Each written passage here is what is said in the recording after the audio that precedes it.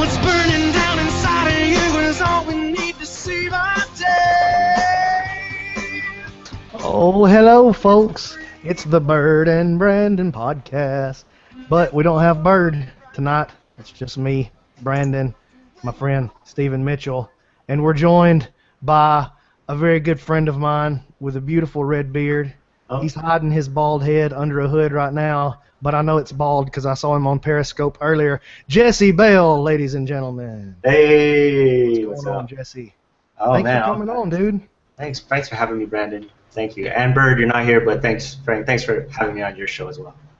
He's here with us in spirit. Yes. Yes. Lord rest the bird. Big Bird. The dirty bird. So what's going on, man? How's life in Costa Mesa, California?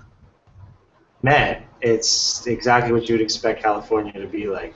So, But, yeah, I just came back from Colorado, and that's pretty much California, but without beaches and, like, more mountains. So everyone's doing bouldering instead of surfing or whatever. bouldering? What does that mean? Bouldering is like it's rock climbing, but they don't really have like giant. They don't really go on cliff sides. It's more like they find these big boulder areas and they climb underneath them and stuff. It's pretty cool. What in the world? That sounds terrifying. Yeah, Like Spider-Man. I don't like danger. I just don't like danger. I don't like heights either. I went to Joshua Tree in California recently, and we did the same thing. Tried to climb up stuff, and it got hairy. I was looking. I was like, okay, I gotta get down. Feeling sick to my stomach. Danger frightens me tremendously. No, it doesn't. That's not true. It does. I don't No, like danger. I only like jiu-jitsu. That's all I like. That's dangerous. As far as danger goes. That's That's dangerous. the only like manly kind of thing that I like or can do. That's true. We're just gonna talk jiu-jitsu tonight. That's all we're gonna do. Okay. Steven's a blue belt. So I'm the lowly blue belt of the podcast. yeah, well, today you're the lowly, but normally Bird's here and he's a white belt. Oh. I know. I thought about like disavowing him completely, just because he's a subhuman. But I thought better of it. But as a friend, he's like a black belt.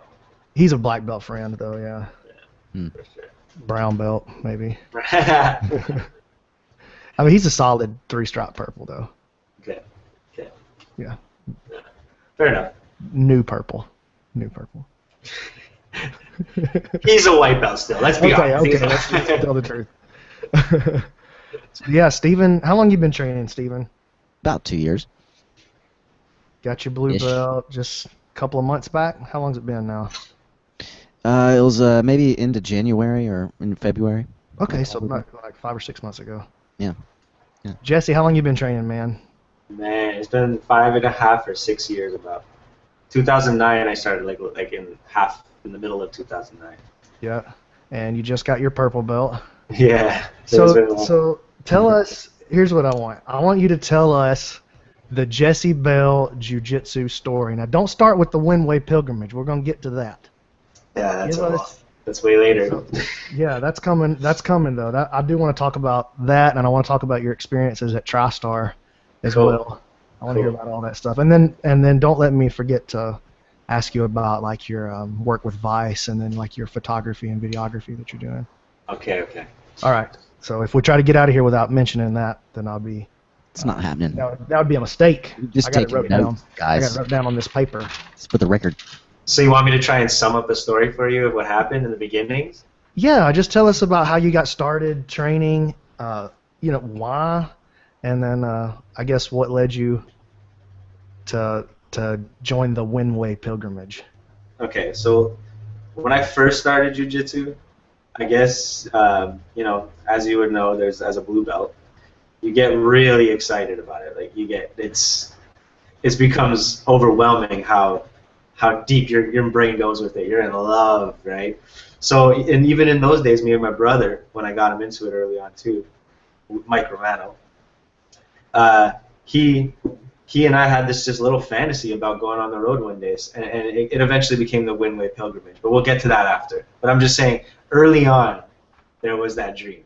Okay, so in the beginning, the reason why I started jiu-jitsu, I was sitting on my couch. I was, just not very happy in my relationship and stuff. and I was like, you know, feeling like I'm eating wrong, feeling like I'm just, you know, wasting my days. So I was sitting there one night and I was watching stand-up comedy. I was a huge Joe Rogan fan and stand-up comedy fan. And I was a huge Pride and UFC fan back in the day too. So I was always into that stuff.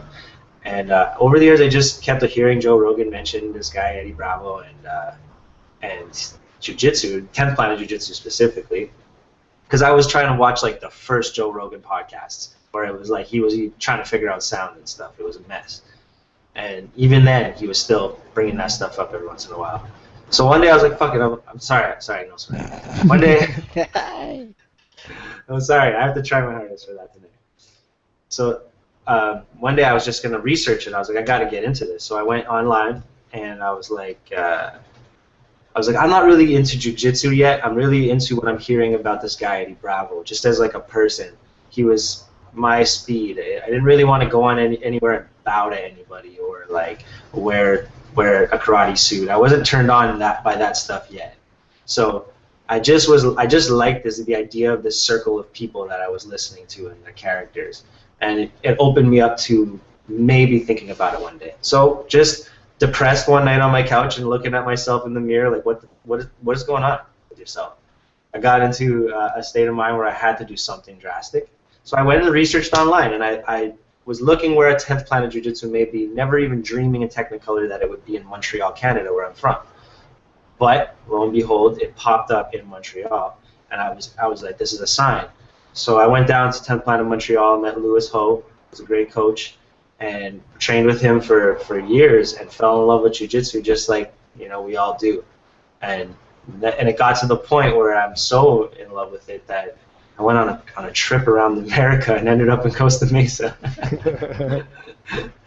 And that's really what happened. You know, I got out of that relationship. I started getting in much better shape. My confidence skyrocketed. I was choking big, strong guys every night, and I was just like, this is incredible.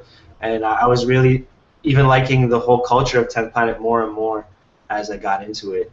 And so I just, you know, I'm die hard. I'm ride or die. I love it.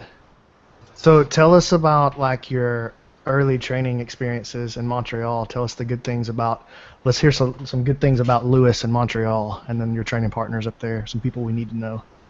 Oh, things you need to know is that was one of the first schools that really took Eddie's deep advice about going hard in the paint. Like really, guys, you have to go out there and compete, and you gotta show it. You gotta show yourselves doing it. And we went big on that when we won Moon of the Year. Okay, backstory. There's the Nibiru Warrior of the Year, and there's the Nibiru Moon of the Year. And when the Nibiru Warrior of the Year came out, I had nominated the idea of putting out a Moon of the Year award as well. And everyone was like unanimously like, yeah, great idea. So we made the Moon of the Year, and that year I pushed so hard making all these videos and highlight reels of my coach and the team and how hard we were going. We were competing a lot and really putting 10th Planet on the maps, especially in Canada. And to the point where it was overshadowing the rest of the community. They were like, oh, damn, we're not putting out as much material as these guys. And we won Moon of the Year because of it. So in the early days, what you need to know about 10th Planet, and still today, that it's a competitive school. The guys out there really do go and try to drive 8 hours to cities, you know, and do it because they're stuck up in Canada. And Louis always encourages us to go and compete. Eddie Bravo wants you to compete, go do it. So we always took that to heart. That's what you should know about that place. And Louis still competes. Louis is in his, how old is Louis? He's in his 40s. He's in his 40s, and he's a warrior, man. He had real serious back problems his whole career. His knees and all kinds of things were wrong with him. And just getting out of bed's a problem. But he would show up every day and roll with us, roll with everybody. He would go and compete like a warrior and win constantly. He has this one move called homie control sweep, where he gets a deep homie control, and something about his like tricep biceps like proportion, he could just keep you in there. It's wild. I've seen him do it to people like that they should be able to get out. He just holds them there and sweeps them over. If he doesn't, he has an arm bar and a triangle from there. And he won a lot of tournaments with that game. That and, you know, the electric chair 10 Planet game. He's good, man. He was really good. Nice. And he was, let's see, I don't remember exactly what number, but I think he was he was one of like the 20th black belt in the system or something, somewhere around there. Yeah. He got it early on, yeah. A lot of people were shocked by that, but he deserves it, man, because he actually inspired not only us directly at that school, but inspired all of the 10 Planet system to compete harder or to do it more often, you know, and represent more. So eventually, at some point, you decided, you and your brother Mike, we should have got Mike on here. I should have brought Mike on too. He's a character. I love that kid. Yeah. Man, I might have to shoot him a message and bring him on here in a little bit. We could just add people in and out if they'll get on. That's pretty cool. Yeah, that is cool. Google Hangouts is a really cool format. I like it. Well, at some point, you and your brother decided that you wanted to take a trip around. Like, tell us about the Windway pilgrimage. I'll just shut up and let you do the work on it. Okay, so initially it's just an innocent thing where two brothers want to, you know, go out on the road and bond and hang out and see the world, you know, and have adventures. But what it developed into was trying to put not a theme to it, but something more of an organized goal that we wanted to accomplish, a message we were trying to deliver. So that message ended up being, and it just naturally happened to us. It was an organic thing. My brother got auditioned for a reality jiu-jitsu television show up in Canada, which is, that's a big deal. That's like the Ultimate Fighter of our sport. They were really the first ones that were going to do it big. And it ended up that they had some sanctioning problems because it's televised, so it's been on delay. But my brother was one of like 8 or 16 people across Canada who was selected to be in the show. Now, when they did the auditions, they walked into the gym, kind of dojo storm style. People just showed up inside our 10th Planet, and from different gyms. And there wasn't a lot of guys. There was like 8 guys, I think, because no one had the balls to do it, because these were beasts. There were some brown belts and stuff. And the 8 guys went hard, because the guys went in there and they said, listen, you have to perform for television. You have to perform. They're like, we don't care about the integrity of the art right now. We need you guys to put on a show. We don't care if you get tapped 5 times when you roll right now. If you're the guy who's pushing the pace, if you're the guy who's trying to go for the kill all the time, we're going to choose you. We're going to favor you. So the atmosphere in the room instantly changed from like, oh, let's go out there and represent and you know, get the tap, to let's take each other's heads off. And it was this like very intimate scene where there was only like maybe at most 10 other people watching these 8 guys go to war. My brother was in there. This guy Corey Raymond was in there. This brown belt from Toronto was in there. He was huge, and it was just violent, but by far the most entertaining thing I've ever seen in my life, like in front of my eyes. I saw them really go for it. So me and my brother, after the experience, we knew he was going to get picked, because he's an actor, so he can get in front of an audition camera, and they're like, well, they don't know what hit them. They're like, whoa, how does he know how to work this so well? You know. So, well, he's so good, like in front of people. He's so good, man. He's just the nicest, like most likable dude on the planet. Yeah. He has a trashy mouth sometimes, but he is the sweetest kid in the world. and he went out there and performed really hard, and then he's been doing acting since he was 8 years old, nailing auditions. So he nailed that part, got on the show, and we had all these questions in our mind after the experience, like, what was that? That was very intense, what happened in that room that day. And is this something that's going to happen going forward in our sport, where people are going to want to see, forget the sweeps and the points. We really want to see the kills.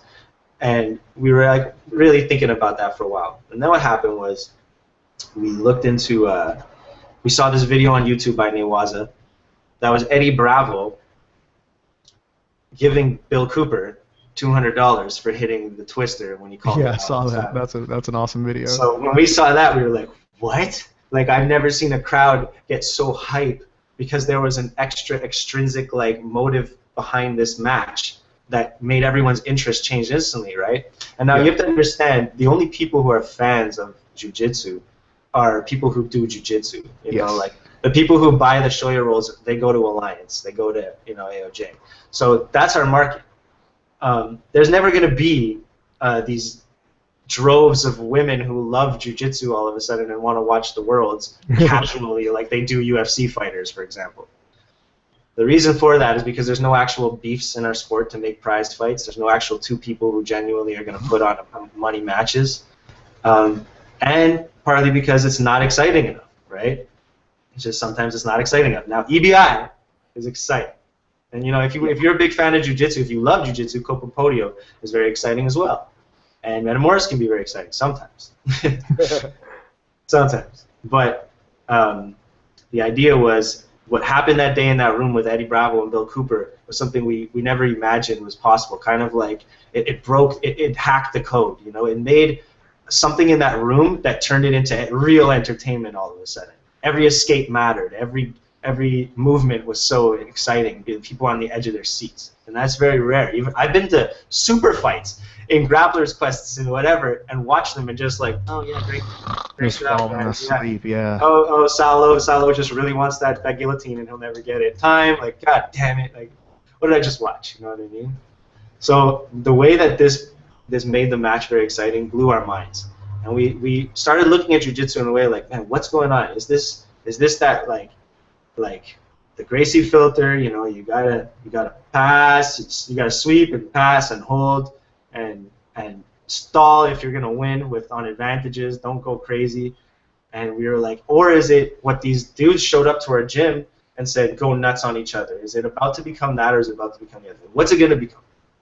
So we said, okay, is it the wins, or is it the way you do the winning, or the losing, for that matter, right? It doesn't matter necessarily if you lose, but were you extremely exciting in your match, where people are like, whoa, that guy was wild. He took it to Gary, he took it to whoever, right? So we were like, it's not about winning matches, it's about the way you win your matches. So it's not the win, it's the way. And we created the Win Way Pilgrimage because we wanted to answer our questions about what was going to happen in the future of the sport. Is it going to turn into this like circus act where people are just flying, triangling each other and slamming each other and doing wildness? Or is it going to become very strict, traditional, you know, what we're watching from the IBJJF?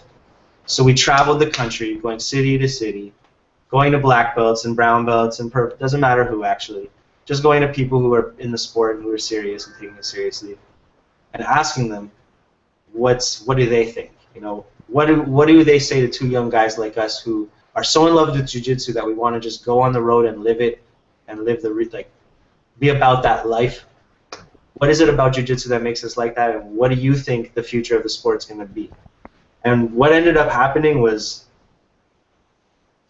it totally changed our whole idea and perspective of jiu-jitsu completely. You know, when we showed up to New York and we met up with John Donahar, we realized right away that we were way in over our heads trying to ask John Donahar about what the fuck. Oh God, sorry, I'm sorry. No. I messed up. You jinxed that one, Brandon. Yeah. Sorry. I was trying to, when we asked John Donahar what was going on with the future of the sport, he just said things to us that made us go, wow, we shouldn't even be out here doing this right now. Trip's over, like we're done, you know? But we decided to push on and see what other perspectives we would get from other people as well. And we ended up getting extreme opinions from all different directions, from all different types of grapplers. And we also learned leg locks the entire time, which was pretty amazing. The whole time everybody did leg locks at every gym. Every single gym. I started in Toronto, where they were teaching the electric chair, which was really uncomfortable because it was at a mat that's not 10th Planet, and I was there as a 10th Planet guy watching them slaughter the electric chair. and then I went to Rochester, and Chris Herzog. So Herzog kicked it off with leg locks for us, and then it was just never ending from there. Everywhere we went, it was the leg lock guys in the world, or on the East Coast at least, especially. Yeah. But by the end of the trip, me and my brother were certainly we had a much more mature idea of what ourselves as responsible people at the forefront of this movement are. We were changed forever. We were like, we have a big part in this, and that part isn't necessarily what we think it is. It's bigger than that, and we were humbled, and now we're just trying to do whatever we can. That's why I left MMA. Not left, but like I've chilled out on the MMA side of things, because I'm really fallen in love with jiu-jitsu again on a deeper level because of that trip. The Windway Pilgrimage. You can go and watch my videos that I made at every city, one with Brandon McCaffron as well, indicator, called the Windway Pilgrimage series. You can go on Vimeo, on Chill Dog Vimeo account, and you can watch them. They're awesome. Yeah, they are. They're really good. So Jesse's you're a really gifted filmmaker and photographer as well. But we'll talk about that in a little bit. Here's what I want to do. I want you to take us to TriStar Gym. Tell us about your experience there at TriStar. What you just why you were there, what you learned while you were there, and then walk us through some of the landmarks of the Windway Pilgrimage and get us to Costa Mesa. Okay, well that makes a lot of sense anyways, because the pilgrimage really started at TriStar Gym. If you watch the videos, you've seen me and my brother sitting in the TriStar dorms coming up with the idea as a joke, and then walking. So for those that may not know, tell us what TriStar is. A mixed martial arts gym in Montreal, Canada. It's the home of George St. Pierre, Rory McDonald, just countless savages that fight professionally at the highest level. And you were there, so tell us a little bit about that. So first of all, I should mention Faraz is a hobby too, by the way, who I think is just a genius. Dude's awesome. Yeah, Steven's got a crush on Faraz. Yeah. I'm really loving his videos right now, man. They're super in detail and rich and awesome. He's a genius. Yeah, they're genius level. Yeah, they are genius level, and it freaks me out because he's not that much older than I am. You know what I mean? Mm-hmm. So what is it about a man like that has such a deep love to learn everything in martial arts completely? It's not just jiu-jitsu. This guy was a Muay Thai Canadian world champion.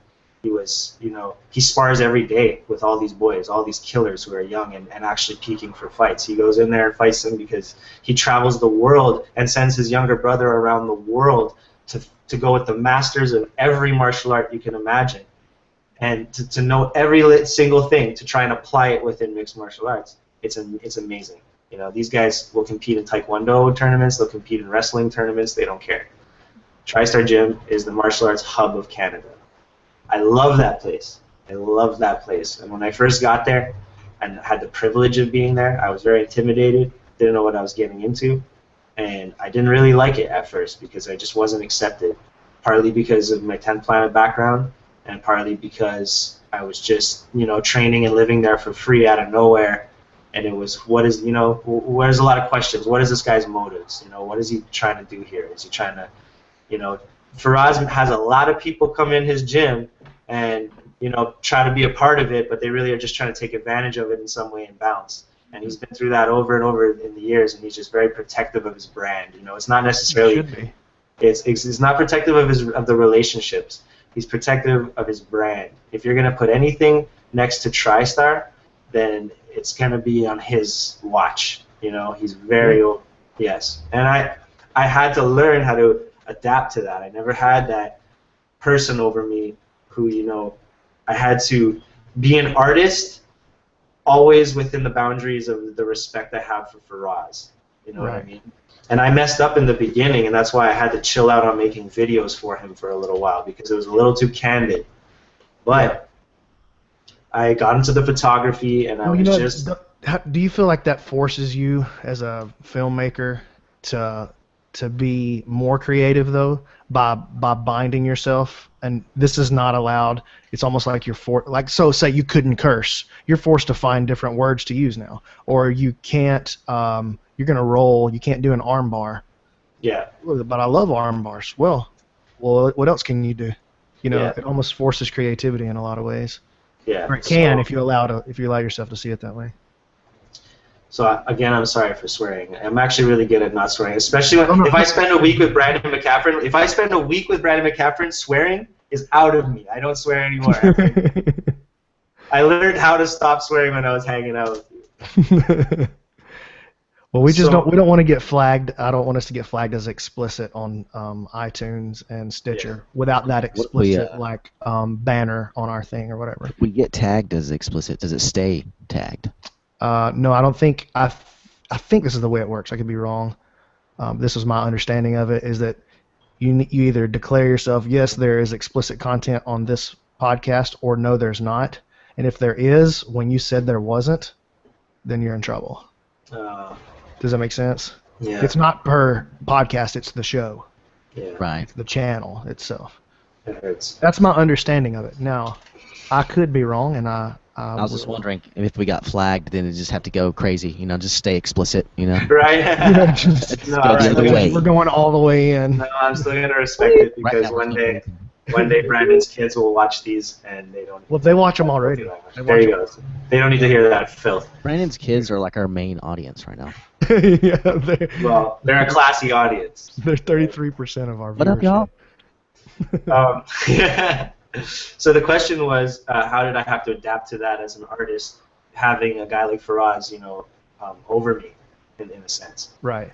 And to tell you the truth, it was very difficult. It was very emotionally difficult for me because I had to live with these guys and I had to eat with them, shit with them. That's not a swear word. I had to go to the bathroom with them.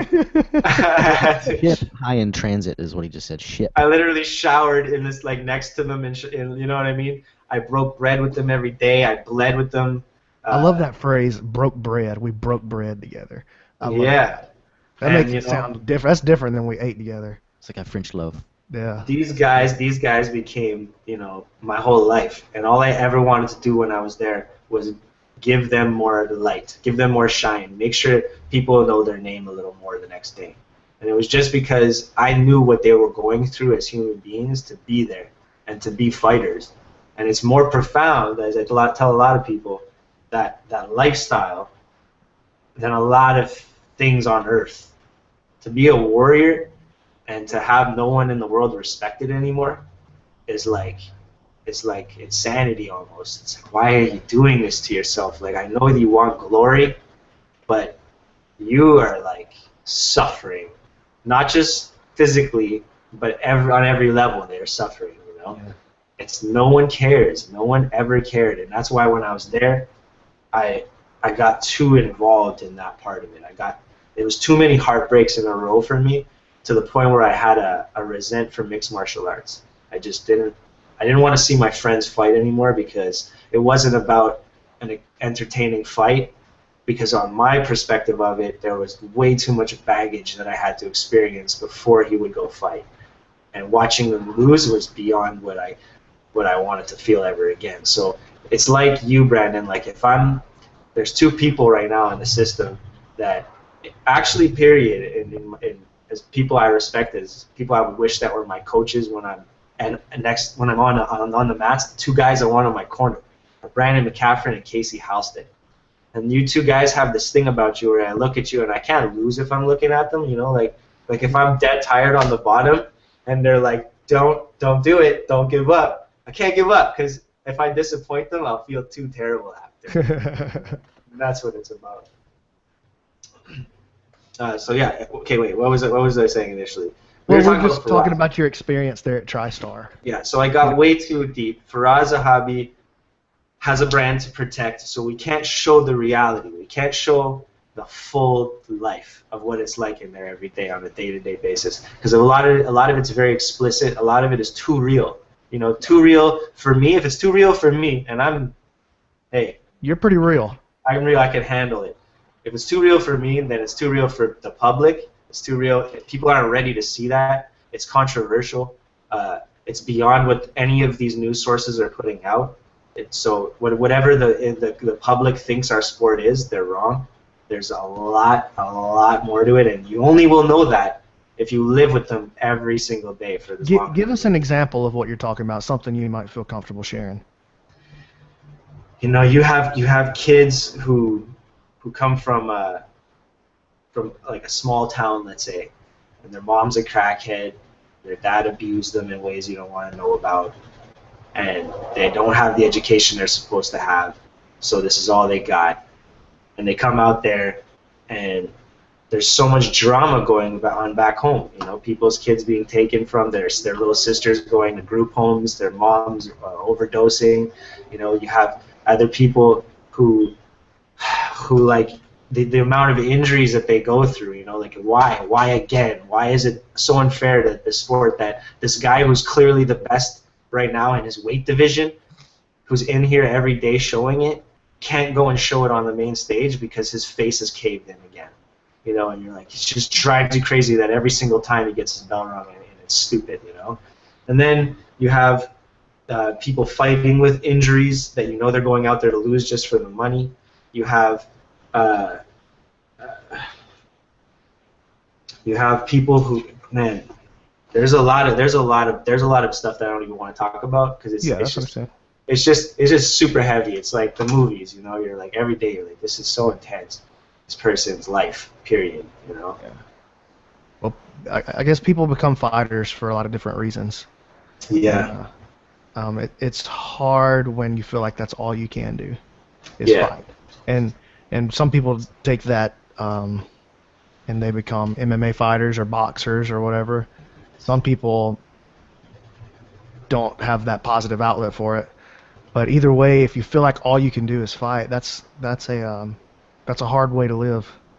It is a hard way to live. And if you're banking on getting into mixed martial arts for the payday, yeah, there's a sad reality on the other end of that, most likely. Yeah.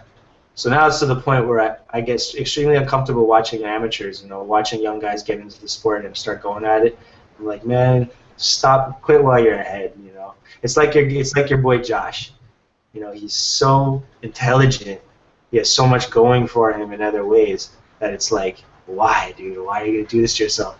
That's why when I got there and saw him, it shocked me a little bit because I just came from a room of people who were also extremely intelligent people who did have things going for them in other ways, but they were living the fight life and suffering every day doing it.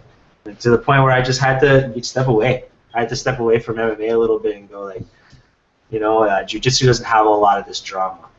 You know, the jiu-jitsu guys are soft, to tell you the truth. Yeah. Like, it's a soft art, man.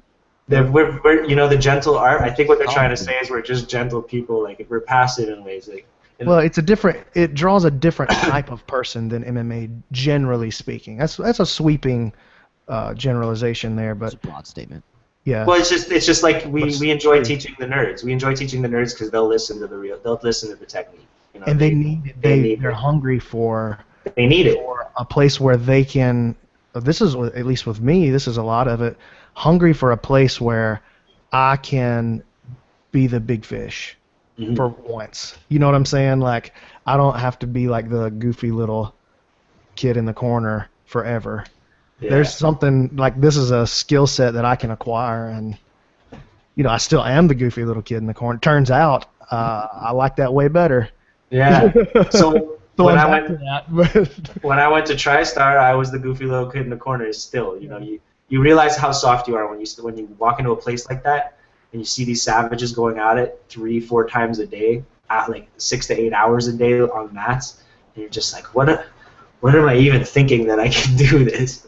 I do a 2-hour session and I'm in bed, you know, like I'm destroyed. Well, I think a lot of the jiu-jitsu community doesn't realize what an athlete looks like, and that's the real difference. Yeah. I'm a professional jiu-jitsu. I'm trying to be a professional jiu-jitsu player. Then you're trying to be a professional athlete.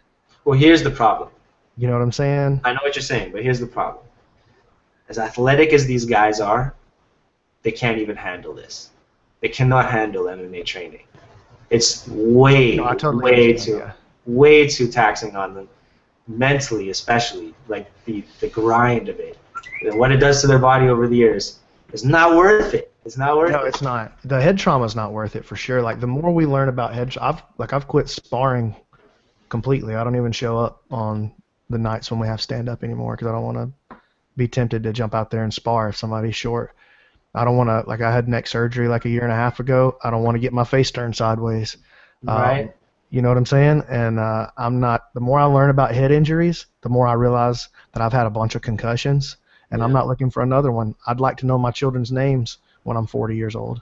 At one point, you're like, this is the same thing as being like a junkie or like having a drug addiction. You're going out there and taking punches so that one day you'll just be a ruined like vegetable of yourself. You know? It's the truth. That's what drugs do to you. Yeah, that's a good point, actually. But jiu-jitsu doesn't have to be that. No. And it's the only sport that I can think of where you can go really hard and Yes. not have to worry. I mean, even like baseball or football or basketball or whatever, you can't go really hard for your whole life. Like you know what I Yeah. mean?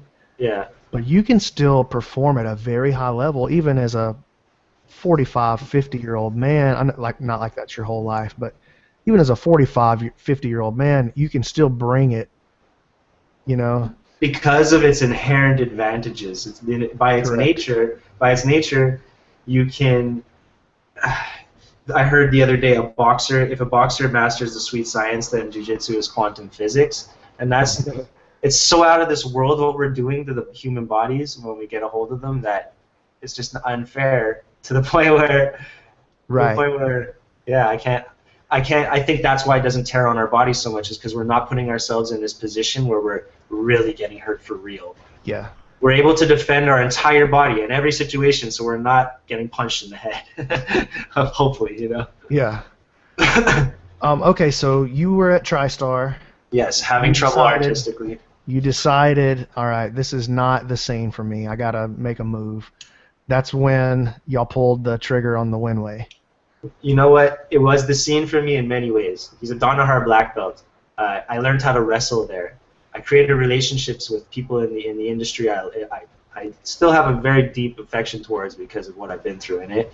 I made a lot of amazing friends, and I miss it. I want to go back there, but I learned at a certain point that I had to follow the initial dream I made all those years ago when I was sitting in an Eddie Bravo seminar saying, one day I'm going to go out there and I'm going to train where jiu-jitsu is, or you know where the mecca of it is. Yeah. Because up in Canada, there's only so many heads I could take off before I'm fighting the same guys over and over again. Yeah. And you just go like, you know what? I need to go somewhere where just there's always going to be that next guy waiting to get tapped. You know what I mean? Yeah, yeah. And the school he represents is like prestigious. Excellent. Bring me the prestigious ones. Like that's what I'm looking for. Lay them before me. Yeah, all of them. Any affiliations that start with an A. I want all those. There's plenty of them. All right, so your first stop on the pilgrimage was where? Yes. That was at John So- Donaher? So you're right. Artistically, I got to a point at TriStar where I said I got to move on if I want to expand my jiu-jitsu, expand my competitiveness in it, expand my networking of the sport I'm going to be a part of for the rest of my life, and expand my artistic boundaries, because this is a place where you can do that. There's opportunities in America. There aren't many where I'm from. So I got to a point where I said I'm going to go on another adventure. You know what? Don't become stagnant. Go and find out everything you can about jiu-jitsu. This is your education, you know. Make it a broad viewed one. Don't stay at one university. Yeah, So- I really like that. I like that. So I wanted all perspectives. So did my brother. And my brother, you know, expressed to me he wanted to be very competitive. So I said, we're going to have to go down to where the competitiveness is. So let's go to California. So we left. The first stop was Toronto. We did an interview with 10th Planet Montreal, Louis Ho. And I chose to do that instead of Faraz at the time, because I wanted to kick it off with a 10th Planet and a very no-gi approach, because I certainly could do a Winway in the future that is more gi oriented. But this one was very submission grappling oriented. So Louis Ho, then we went to Elliot Baev in Toronto, and then we went to Rochester, New York with Chris Herzog, 10th Planet Rochester. And then How was we your went- experience there with Chris? Tell us about that.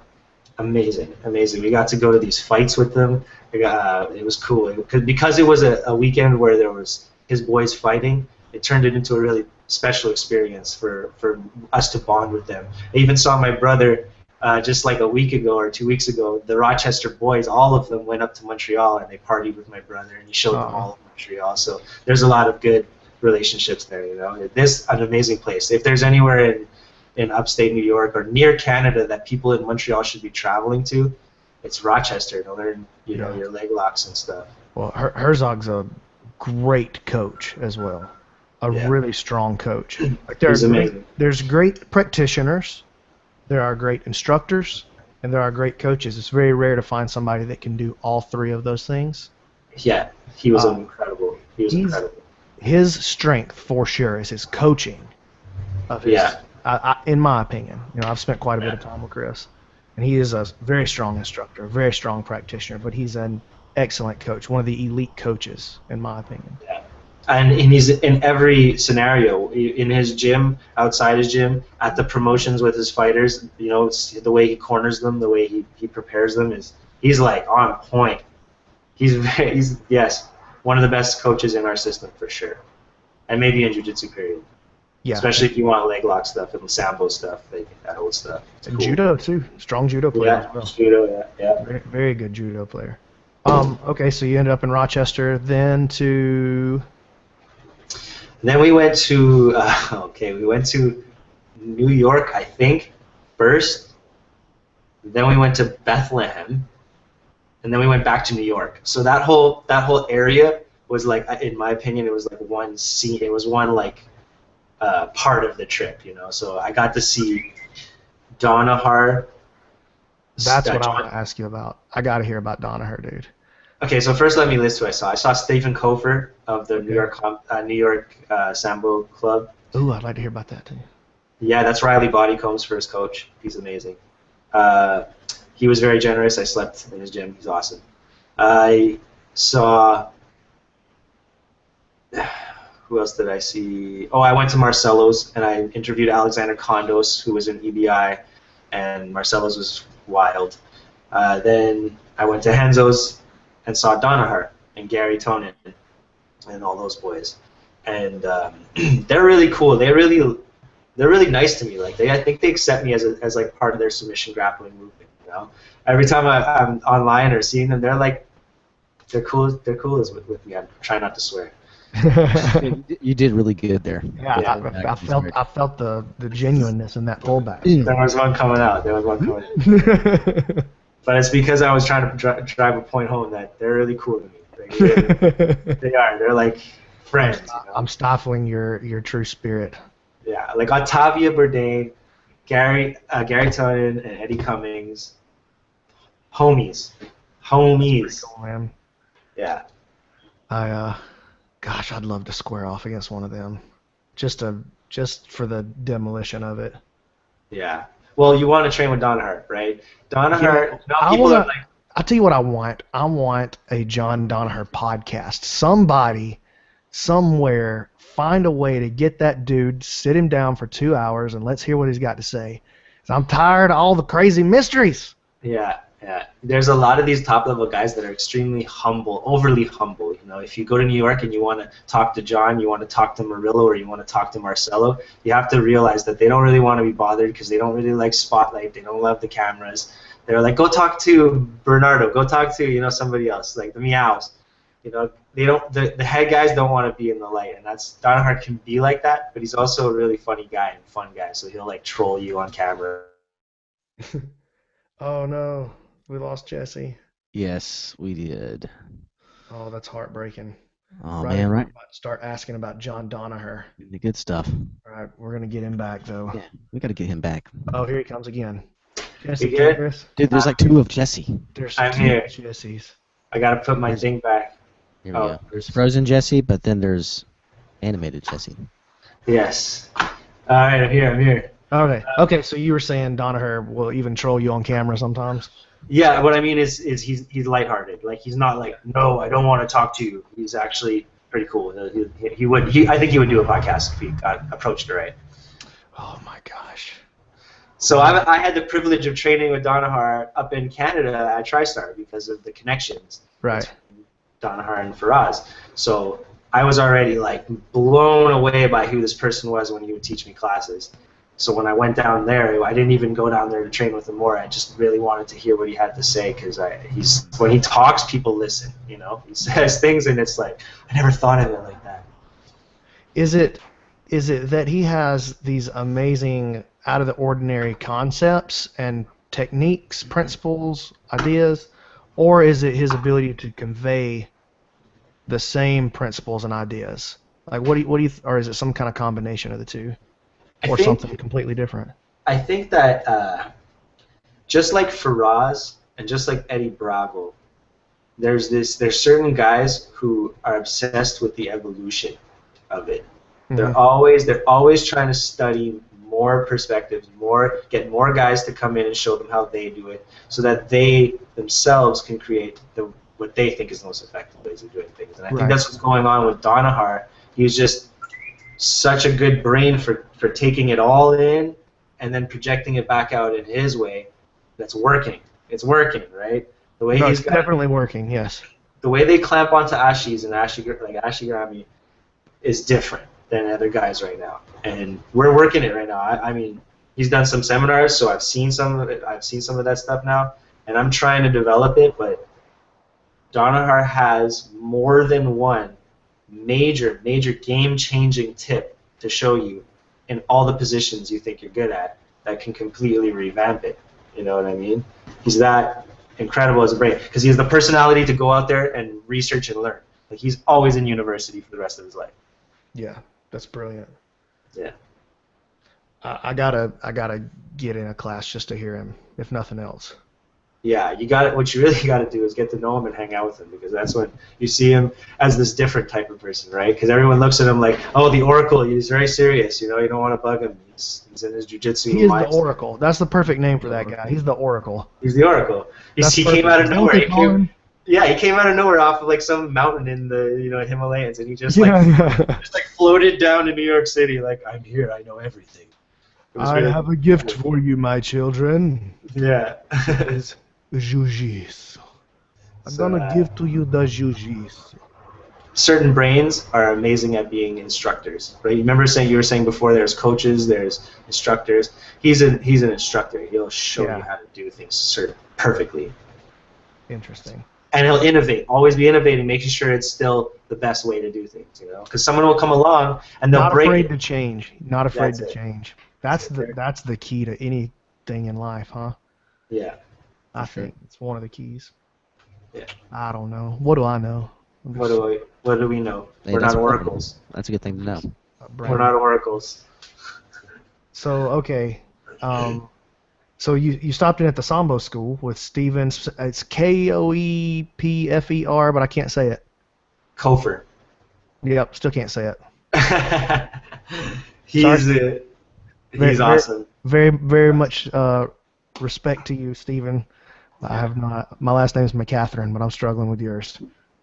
So he's in fact the pioneer of grappling. Yes, he is. So I'm interested to hear, I guess, his take on the difference in mentality between Sambo and Brazilian Jiu Jitsu, like difference in approaches and whatnot.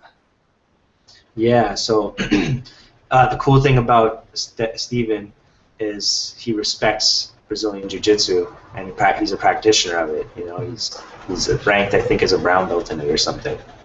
But that's because at a certain point he realized there are things in Jiu Jitsu we all need to, get down as fundamentals and do, so that we can perform our Sambo to those guys as well. You know, based on the situations that happen in Jiu Jitsu that are a little different than Sambo. Now, his takedowns are extremely strong. Like, the way he can manipulate someone from a standing position and slam them or throw them is incredible. For a guy, I can't believe it. But beyond that, he has a deep knowledge of Sambo, a deep one, and he doesn't necessarily I don't think he thinks it's superior, but that's what he knows best. You know. Yeah, so he uses Jiu-Jitsu to apply his Sambo. For sure. Like, when I rolled with him, there's situations where he had to learn Jiu-Jitsu in these situations, because I'm applying Jiu-Jitsu to him. Well, I think that's a lot of what's going on with Josh Barnett right now. He's using his knowledge of Jiu-Jitsu to apply catch wrestling. Yeah, to get the catch. Catch wrestling is the filter for him, but he's using Jiu-Jitsu to arrive at his catch wrestling. And I think he probably realizes that, but for sure he's at least trying to make us think it's all catch wrestling. Yeah. if catch wrestling is that awesome, then why is he the only one smashing? I actually saw him. I actually interviewed him on the Winway. Yeah. And I've been seeing him here a lot lately because Travis Newaza trains with him. And he genuinely thinks catch wrestling is the shit. Yeah, I know. I mean, But yeah. it's look, it's great. I mean, it's the same art. It's just those philosophies that make them just a little different. Sambo, judo, wrestling. You're gonna jiu-jitsu, hear it's all the same. wrestling, sambo, and catch guys all have one thing in common, and it's that they think we're soft. In their opinion, a jiu-jitsu guy doesn't have the work ethic, which isn't true necessarily, but doesn't have that mind state, that mentality, that killer instinct that a wrestler or a Russian sambo practitioner or whatever has, right? Catch wrestlers have, and that's like that mean smashing thing. Like, I'm gonna hurt you with everything I do, instead of trying to float around you to an advantageous position and sneak in a little choke with your gi. You know, they're like, that doesn't work. You know, they don't understand it because they think that they can just hurt these guys, bully them, and it's because they train way harder than us. Yeah, I feel you. I'm of the mind that I'm trying to train forever, though. And exactly, wrestlers, that's their disadvantage. Training that way is not conducive to that. Yeah. I'm not saying that it's, not possible. I guess it's possible. But. Well, listen, I did wrestling tonight. That's where I literally came from, off the mats. My back's killing me right now. I have my lower back that did something to it, and it's probably going to affect me tomorrow while I'm training all day. And it's because I did something that is not in my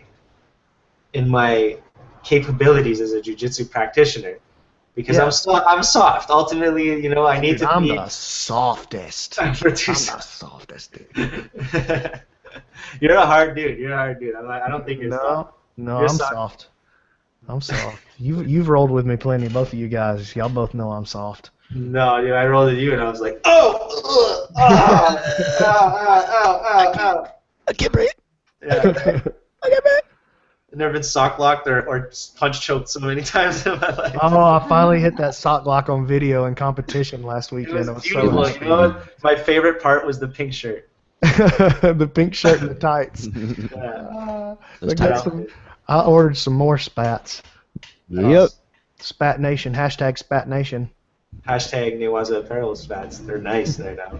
I don't have any Newaza ones. They have new cat ones with little cat faces all over. Okay. I saw the ones they have this like a hologram or something. Those are wild. I almost bought those the other day. They got weird ones. They have holograms on spats. Yeah, it's some it's like some kind of geo. It's the geo prism. It's like Oh, those are like hippie spats, dude. Like the hippie kids wear those. You stare at it and a picture of a tiger pops out or something. Dude, we're so soft we wear tights. We're men in tights. You know what I love about the spats, and I'm pretty new to the spat game, so I'm no spat expert. I'm no Mike DeWitt. Mike DeWitt is a spat expert. All right, so that is not me. Sam, one of my former training partners, Sam, he is a spat expert. Sam Davis. Yeah, he's a spat expert. And he's got the tiniest legs in the world. Too. Yeah, he's a spat master. Yeah, and spat master. I like that. He's the spat master. And when he first started wearing them, I was like, Sam, what are you doing? You can't wear those. And he's like, no, you understand. I do what I want to do. I was like, oh, well, okay, do what you want to do then. But that's ridiculous. But, as is often the case, over time I've come to find Sam was right, at least in this regard. Sam was right. Spats are fantastic. I love training in spats. Yeah. And I tell you what I love about it the best is any kind of notion that I might have that I'm tough or that I'm a killer, you put those spats on and it's right out the window. The ego stayed in the dressing room where I changed, and I walked through the gym while all those dudes are lifting weights with my butt shining. With my skinny little legs. Oh, girl, I got no skinny legs now. I got some running back legs, player. Me, your calves are bigger than my torso. I got enough booty for all three of y'all. Of course, there's only two of you. All three of us. Perhaps us was the pronoun I was looking for. Bird, where are you? Bird, come back to me, dirty bird. All right, hashtag Spat Nation. All right, Yeah. so Sambo. Then where did you go from? I saw the boys. So I did Sambo with Stephen Kofer. I did John Donahar's submission grappling. I did Marcelo's Guy Alexander Kondo's student. And that was a very good experience in New York, getting perspectives of different people in the scene, the major schools. Then I went to Bethlehem to see Zach, and maybe I went to Bethlehem first. I might be getting mixed up here. I went to see Zach and JM, and they're the greatest. I love those guys. That's it. They were on our podcast 2 weeks ago. And I was watching it, and I was thoroughly enjoying it. And these two boys are just another example of why I love this system so much, because I couldn't have done the Winway without 10th Planet, right? I couldn't have continued Winway if I didn't stop in Decatur and get saved by Brandon and all you wonderful people there. We'll get to that story. so there's, if I didn't have 10th Planet as my lifeline of amazing people who I can relate to, who I instantly feel like brothers and friends with when I first meet them, then I never would have been able to do the Winway to begin with. Zach and JM are those two guys. It's funny. It's funny because me and Zach have this weird relationship where we only talk to each other as if we're like real gangsters. Like we talk to each other as if, black gangster. Like I call him Big Meech, he calls me Biggie. Like we only talk in gangster slang to each other. It's weird. All right, so Bethlehem. And you tried to go to Atlanta from Bethlehem? Is that right? Yeah, so Grace Gundrum beat me up, and then I went to Atlanta. Yeah. Did you go to South Carolina? I want to say you were in South Carolina. I went to Raleigh, North Carolina. That's what it was, in North Carolina. Yeah. And there was no jiu-jitsu there. That was a little rest stop. But I went to Virginia to see Ryan Hall and Riley Bodycomb. Yeah. I also went to right outside of Philly. I stayed with VJ Bella, Gabby Bella's dad and family. He's a great dude. Great dude, love them. Great, they're so good to me, those people.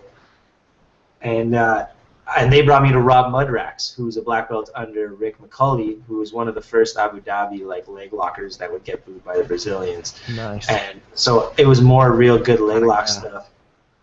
Loved him, and he's gotten to that point in his jiu-jitsu where he's a black belt and he just wants to wrist lock everybody. And he's like, Does he wear spats? Yeah, he's like, forget all the other big movements. I'll just take your wrist and snap it off. I like that. That's my kind of dude. And if he can't do that, he's going to spin underneath you and break your leg off. He's really good at leg locks. Rob Mudrack. So I want to ask you about Ryan Hall, because here's a fact. I have a crush on Ryan Hall. That's true. You told me about that. I love him. I want to be with him. I want to have his children. Ryan, if you ever hear this, I think when all this is over, you and I should get an apartment together. Just maybe move in. I don't know if we have time. Well, listen. Tell me about Ryan. I think he's a brilliant teacher. I've never had the chance to learn from him in person. I have all his DVD sets though, and they're each one of them. Like, I don't know how many there are. I think there's 4 sets, maybe there's 6 now. I think there's 6. Anyway, those are the 6 best instructionals on the market. Period. Yeah. However many they are, those are the top. And then everything else starts getting ranked after that. Yeah. He's incredible. His mind for jiu-jitsu is amazing. So there's another example of a guy who his brain is able to take it all in so well, and then spit it back out to us in ways that you love it. You love his, I call it the analogous theoretical approach of Ryan Hall. What he does when he breaks down a technique to you is really not tell you the steps, but tell you like how it's the physics of it. Right. So that you understand it on a physics level. So the concept is you can find it anywhere instead of have to always follow the step. Right. Everything he teaches is jiu-jitsu. The subject matter today, the course is jiu-jitsu. Just so happens we're going to learn jiu-jitsu through the deep half guard today. Yeah. And not just through the deep half guard, but through this particular entry into the deep half guard, through this particular foot positioning within the deep half guard. Yes. And you learn a principle that applies to throughout your jiu-jitsu just from that one little adjustment. He's awesome. I love him. So I want to make out with him. Faraz Zahabi, John Donahart, and what was the other one I said? That has a brain like that. Ryan Hall. No, there's another one. Oh, Chris Herzog. These are people. These are people who could take in the knowledge and then instruct it to you in such a way that it completely expands your game. Like very, very drastic changes happen to you. So those people are special, you know, and Ryan Hall is one of them. Now the thing with Ryan Hall is he loves to pour all the techniques out and give you everything he knows. He's not stingy at all with his jiu-jitsu. Right. But he's such a dedicated, obsessed, you know, person. You know, he just doesn't have time for human relationships too much. You know, he just doesn't really. It's not really on his list. You know, he's got enough of that. So he literally just is obsessed with training, and that makes for a reputation that he's built for himself. Of, you know, people are like, I don't really like Ryan Hall. I love what he does in jiu-jitsu, but him as a person, I'm not so crazy about. He's been amazing to me. Ryan Hall, every time I go see him, he's super good to me. Like goes above and beyond what I would thought he was going to do every time, you know. So I just want to put that out there that he's also a really cool guy. Like everyone, you know, can relax. I believe you because I love him. But what interesting thing happened, where I lived with Ryan Hall in TriStar. So Ryan Hall was already a relationship and a training partner I had been dealing with up in TriStar for those 2 years. So when I went to go see him, it was like going to see a friend and going to see somebody that like to learn the same things I've learned from him, you know. Yeah. But what ended up happening was I went there during a Riley Bodycomb seminar that weekend. Oh, just by accident. Just by accident. I didn't even know what was going on. And Riley is now my favorite teacher. Like teacher. Really? Yeah, he is. I spent time with him in New Orleans again on the pilgrimage, and both times I was just completely blown away by him as a teacher. Like if I had a dream team of people to instruct me on techniques, he'd be one of them. Absolutely. Wow, that's very interesting to hear. Yeah, I know, and I'm saying this above and beyond the greats like Donahar and Ryan and, you know, for us even like Riley. There's something about him that I connect with. And we had a long talk about this in a bar, me and Riley, where he had trouble being coached by certain people. No, that's all of us. You got to find a coach that speaks your voice. Yes. Like they speak your language. Like yes. there's certain okay, so like Eddie. Let's take Eddie Bravo for instance. Yeah. Or Ryan Hall, or the people who they talk a lot during their instruction. It's almost like a lecture during their instruction. Right. I like that. I'm an auditory learner. I want to hear you break down your entire philosophy of this position. And how about this? I want to hear it every time. Yeah, so I watch the whole episodes of MTS. I listen to you talk forever. Yes. Because you pick up golden nuggets within all the you know, where you're starting to lose them sometimes. If you're listening, you will pick up golden nuggets every time. Some people hate that style of instruction. They despise it. I have several students who are very good that cannot stand that style of instruction. Hate it. Yeah. They want, all right, here's what you do. For an arm bar, rotate your hips, secure the arm, leg over the face, lift your hips to finish. That's the way they want to learn an arm bar. And they're really good at arm bars. They want to figure it out for the nuances for themselves. So everybody's got their own way of learning. I don't even understand how you can learn with 4 steps. Well, you're amazing. You're one of the first person I ever met that learns auditorily like that in such a way where... Yeah, it's really odd. That's an odd thing. Your impressions are on point. Your musical like talents, the ability to like hear things and then just copy it. These are things like I can never do, right? So I'm a different learner than you. And when I met you, I was really like taken aback by your ability to do that, to listen and learn. That's interesting.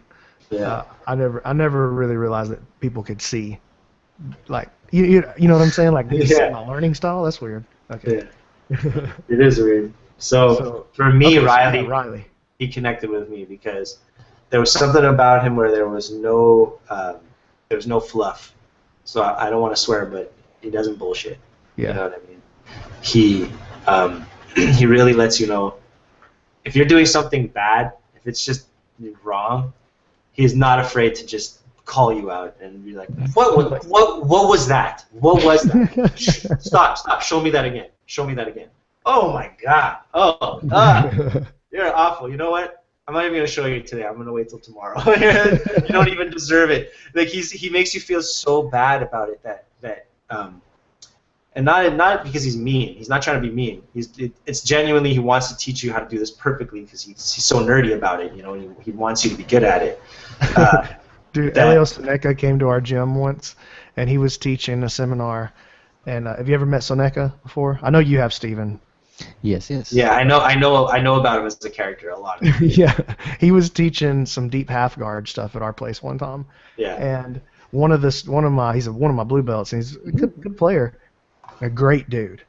And he wasn't quite getting the position the way that Seneca wanted him to, and he came over and he's like, no, I want you to put your ipy bone height here. Ipy bone here. And then he wouldn't do it exactly the way. No, not that way. I want you to pay attention what you do with your ipy bone. Okay, just watch me do one time. And then Seneca would get down on the floor, and then he would show it, and then he would show the student, and the student would do it, and then he wouldn't do it exactly. I'm not even going to show you no more. You're not going to do what I asked you to do. I'm not even going to come over here and help you no more. I'm not going to do that one for you. I'm going to go over here and not coming back for you. Okay? I'm not going to do it. You're not going to watch my ipy bone. You have the best Seneca impression. I love his impression so much. Good one. Yeah, he's just impatient, right? I don't know if it's impatient. He's just. I did a few seminars. He's just wound up tight, dude. I love that little book. I did a few seminars with him, and I could flow with what he was trying to get me to do, but I don't know. I guess he gets real particular, and he'll lay into you if you don't do it exactly. You do it exactly what he was saying to do it. We were at another seminar with him one time at Maverick in Huntsville, and it was me and my wife. So I think I was a purple belt at this time, and she was a blue, or I was a blue and she was a white. I think that was it, blue and white. And so everybody breaks about halfway through the seminar for water, and then me and Lindsay are just in there just kind of playing around. Me and my wife are just playing, you know. And then Seneca walks back in early, and he's watching us, and he walks over. He calls everybody. Everybody calm. Pay attention what these ones gonna do over here. I like the way they're gonna do that. It's like I'm watching them make love. It's so beautiful. I watch them make love on my match, and I love that way. He's a weird dude, man. I love it. And you're gonna use your San Francisco hand. You're gonna take your hand and put it onto him, and it's gonna be like you have a limp wrist. San Francisco hand. A spacey ship. He's a spaceship. He's old school, man. I love him. He's a gangster, man. He's been kicked out of so many tournaments. Yeah. I love those characters. There's a bunch of those kind of guys. Yeah. Oh man, sorry, I don't even remember what was going on. Well, where were we? We were talking about just how Riley is somebody who I learned from specifically, just like you learn auditorily. There's something about his attitude in the room that makes me really care about the details he's saying. He's so nerdy. First of all, he's the biggest nerd I've ever met in my life. So he knows he cares so much about the history of comic books. So you can't really. That's what he always posts about on Facebook. You can't get into an argument with him about X-Men. So you can't really get into an argument with him about jiu-jitsu or grappling. You know, he's always going to be like, he's always going to give you a really good reason why this is the way you should do it. You know, and you're like, damn. And then you think those type of people are the type of people who are like, do it my way or it's not right. But he's the same kind of guy who at the end of class, everyone sits in a circle, not in lineups, so no one bows. Everyone sits in a big circle with him, and he goes one by one down the circle, asking every single student in there if they have any questions, if there's something they want to show something that they want him to show them that they weren't sure about in the techniques, or is there something that has nothing to do with what we did today that you really have been wanting to know? Go ahead. Some people don't care; they just go, "No, I'm fine." And some people ask some crazy stuff, and he gives them all the attention they need. You know, he's not rushing through it. He's trying to. We'll stay there for 45 minutes if we need to. You know. But he's giving everyone a chance to feel like they came here today to really get better at jiu-jitsu. Yeah, I love it, man. It's cool. Okay, so Virginia, Raleigh, North Carolina, Atlanta, Oh God, I don't want to talk about Atlanta. Tell us what happened. Atlanta was horrible to me. I don't know. Like I went there, I was supposed to. You know what? It's just not my scene, I guess. It's not like anything in particular. It just wasn't. Dirty South. There wasn't a 10 planet there for me to save me. There was just strangers, and what ended up happening was my brother forgot his credit card in Raleigh, and we didn't have any money left. So we got to Atlanta, and we were like, well, our contact isn't going to pick us up. He's not answering us for 17 hours. We're sleep. I swear to God. I was walking through Atlanta at 5:30 in the morning with the crackheads out of the bus station. Spent my entire day there, hungry and miserable because there's nothing to do. I have no money to go eat or do anything. I'm just sitting in Starbucks and hotels getting kicked out constantly from all of them. Just loitering until. Just like sleeping inside of Hooters, you know? Like, don't even care. That's what Steven does every weekend. I love it. Just like this. Needs my hoodie. So we gave up and we're sleeping on the streets, man. Like we messed up. So we tried to go to this hotel emergency style and use some of the credit card. And what ended up happening was the website messed with us and didn't give us it got confused by when we ordered our tickets for 12 at night, and it thought it was 12 p.m. the next day. So we ended up not having any rooms available based on our purchase. So we ended up not being able to reorder at all because we didn't have the credit card physically on us. So we couldn't do it at the desk. So we were literally standing in the hotel like, she's like, I can't help you. Like, I can't give you a room without a credit card kind of thing. But like, we have the numbers and everything. She's like, no. So we just we're sleeping on the streets. So we wandered back up the same streets we've been walking all day and just sat there on the cold. It was freezing, by the way. It was super cold. Yeah, it was cold when you guys came. And there are crackheads everywhere in that city. I don't know if you know this. Well, and definitely where you guys were. Yeah.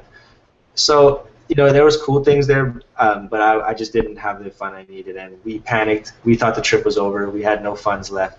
So we said, let's just skip Florida because we were going to go down to Florida, and let's try to make it to a 10th planet immediately. Let's get to Decatur and see what's out there. Maybe we have a couch to sleep on and figure it out and try to get back home. But what ended up happening is we went to see you guys, and I never was more blessed in my life. That's the perfect word for it. Because I never went somewhere where the entire community really wanted to help you any way they could. Not just feed you really well, but you're a stranger and they don't treat you like that at all. And I don't come from a place like that. I come from a place where no one says hi to each other. This is a place where they're like, you can live with me. I got you a job. Like anything you want is what Decatur was saying to me. This is the weirdest feeling ever. You guys are too nice. It's too nice. That's the way it is here, man. I think at this point I could move. I could move to Orlando and open a gym if I wanted to. That'd be nice. Yeah. I think I got Herzog wants to go to Tampa. Yeah, or I could go to Texas and Austin, or I could do anything I want. But I'm in Decatur on purpose. There's something special there. I know, man. There's something special there with the people. It's this idea of community that a lot of places are missing, and it is inspiring to me. You guys not only refueled my trip, but you refueled my spirit.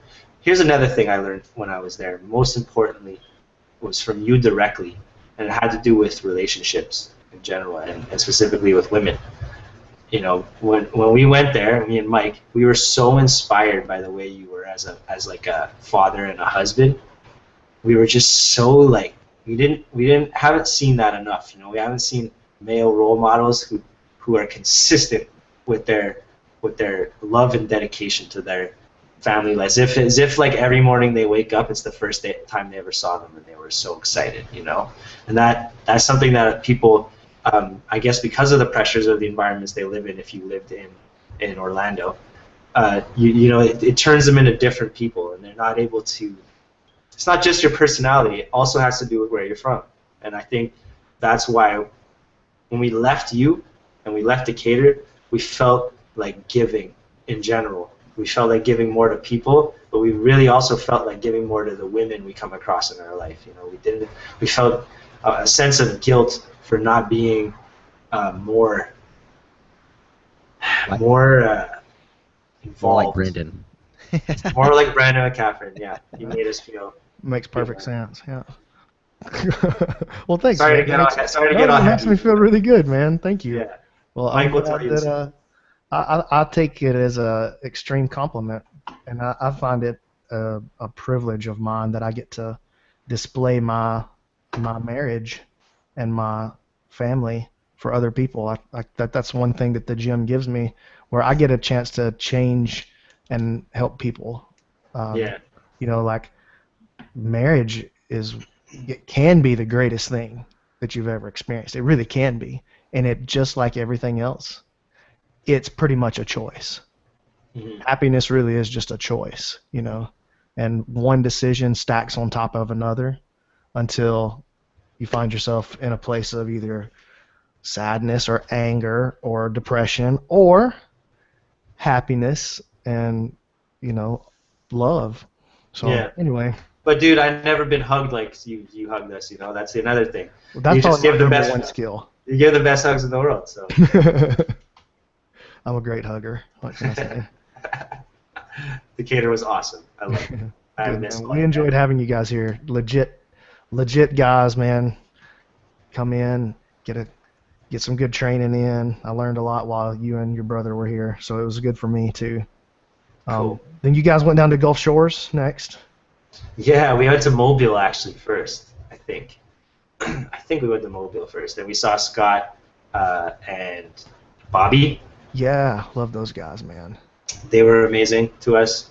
Again, when you see 10 Planet guys, they just open arms all the time. So we had some fun with them. Learned a bunch of cool like flying stuff. That's where I learned my flying triangle and flying armbar from. That's Bobby, man. Yeah. That's all him right there. And I'm happy because stuff. I went to my tournament and I was just confidently throwing flying maneuvers on people, you know. Yeah.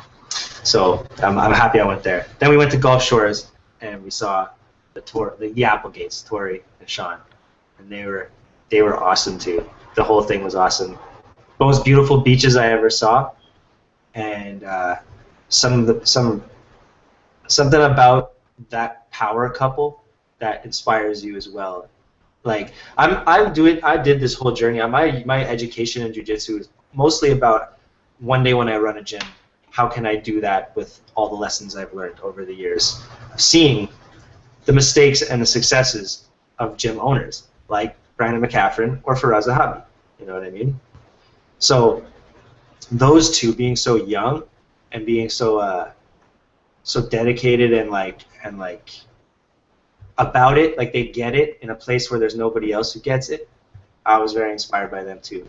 Again, on a relationship level and on like on a business level, I was just like, they really want it, and it's hard, you know, where they're from. So I respect them so much. I'm impressed by them. I'm inspired by them. Sean, of course, Tori's been on fire for a while. Sean's been on fire here lately. Competition. Sean's a problem, man. There's the EBI trials coming up. Everyone needs to be serious about his heel hooks. They need to look out for him, dude. He's not a joke. His heel hooks are savage. Him, I think Sam is going out too. Yeah. Sam, just keep your legs away from him. That's all I'm gonna say. Yeah. Wrap that head up. Get your guillotines and your back takes, and just stick on that back, and you're gonna be fine. Hey, Sam's got a GoFundMe as well, man. So if any of you guys, Sam Davis got him a GoFundMe for the. As I should. Yeah, everybody go give Sam $20. Steven, can you post that on the screen for us? Yeah, that would be cool, man. I'd like to share that. I shared it. Yeah, Carmen hit me up and she was like, "Can you share it?" I was like, "Oh yeah, for sure." I totally forgot. I wanted to do that. Yeah, Sam is one of my. He got his purple belt there with us, and he's training somewhere else now. He's up in Tennessee training now.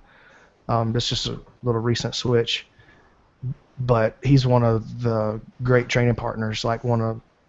He's helped me develop so much. You know, he's a little bitty guy, 135-pounder. Yeah, up on Steven's screen. Is that on display? Yep. All right, awesome. So people can see. Looks like he's trying to get 2,500. Yeah, nice. So he's got 210 out of 2,500. Awesome. I wish I had. I want to give him 100. I want to give him another 210 at least. let me read this. This is great. Keep it up, Steven. All right, I'll scroll down. My name is Sam Davis, and I'm a Purple Belt. I started jiu-jitsu in July of 2010, and it wasn't my idea. I was a skinny, sickly kid who'd rather play video games than eat or move. My father saw what was happening and made me choose between football and martial arts. Weeks later, he dropped me off at a local academy. I was late for karate, so he suggested jiu-jitsu. I loved my first class, and I never looked back. It's great, man. Yeah, it's funny. But yeah, so take this. Go. I don't remember the exact address, but if you're watching this, or if you're listening, just go to GoFundMe. I guess can you do that and just search for Sam Davis? Yes, the Sam Davis EBI Trials Fund. Yeah, and that'll be good, man. If we could get him some, even if you could just hook him up with $2 or $3, that'd be really cool. Yeah, seriously, it goes a long way. I did a crowdfunding during the Winway, and every dollar felt amazing. It was like, no way, I could get a coffee with this. That's cool, man. Yeah. All right, so from Mobile, you headed over to. Did you go from Mobile straight over to California? Like you skipped all the middle of the country? So no, from Gulf Shores or Mobile, we went to New Orleans. Oh, okay. And in New Orleans, I trained with Mateus Meister from NOLA BJJ, which is the school that Riley Bodycomb trains out of. Like that's where he does his gi jiu-jitsu and stuff, right? And he teaches out of there too. I also trained with Charles Heyman, who has an affiliation under NOLA somewhere else in the city. But his gym is really cool because it's very judo oriented. It's got judo mats and judo classes, and it was really fun going there too.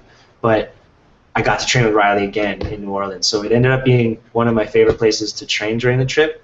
But more importantly, it became my favorite place in America. Like as a city, that was my favorite place I've been to yet. And I just came back from Boulder, Colorado, which was really cool in its own way too. But like I'm still thinking New Orleans takes it for culture and just weirdness. It's my kind of city. It's my kind of city. Yeah. They really go out of their way for that. Yeah, they're wild. It's a wild place. All right, so then New Orleans to. New Orleans. Oh, by the way, before we move on, I trained with I'm gonna blank his name right now. Marvin. I forget, something like that. But this guy was awesome to us as well. Took very good care of us. He's a 25-year cop in New Orleans, which is unique because they have a terrible police force there. It's like one of the worst in America. And when you're in New Orleans, you'll never see a cop. It's as if they don't exist. But he's been there for 25 years, and they're the best in the country at riot control. So they pretty much just wait all year for Mardi Gras to happen so that they can do their jobs. And that's what makes it a weird city because you just feel like you can't really get into trouble here. There's drive-through daiquiris. Yeah, that seems like a really poor plan.